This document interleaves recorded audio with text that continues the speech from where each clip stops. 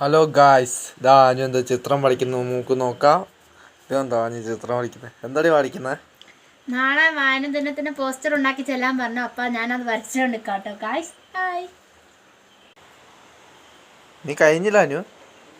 ഇല്ല, കഴിഞ്ഞില്ല, ഇനിയുണ്ട്. ഞാൻ ആദ്യം വരച്ചപ്പോൾ ഇതാണ് കേട്ടോ ആദ്യം വരച്ചത്. ഇത് എന്തോ എനിക്ക് രസം തോന്നില്ല. അപ്പോൾ ഒന്നും കൂടെ വേറെ ഇതിൽ വരയ്ക്കുവാണ്. എന്താ നീ ചെയ്യുന്നത്? എന്താ എഴുതി കൊടുത്തേ?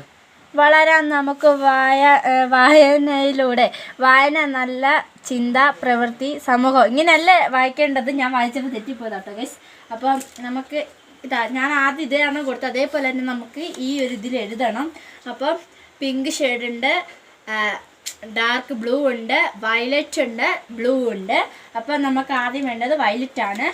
നമുക്ക് വായിക്കുന്നു, അത് വയലറ്റും കൊണ്ട് എഴുതാവേ. ഒരാളെ ഭയങ്കര ഉറക്കല്ലേ? യെസ്, ഏച്ചി ഉറക്കാം കേട്ടോ ഗൈസ്. നല്ല മഴ.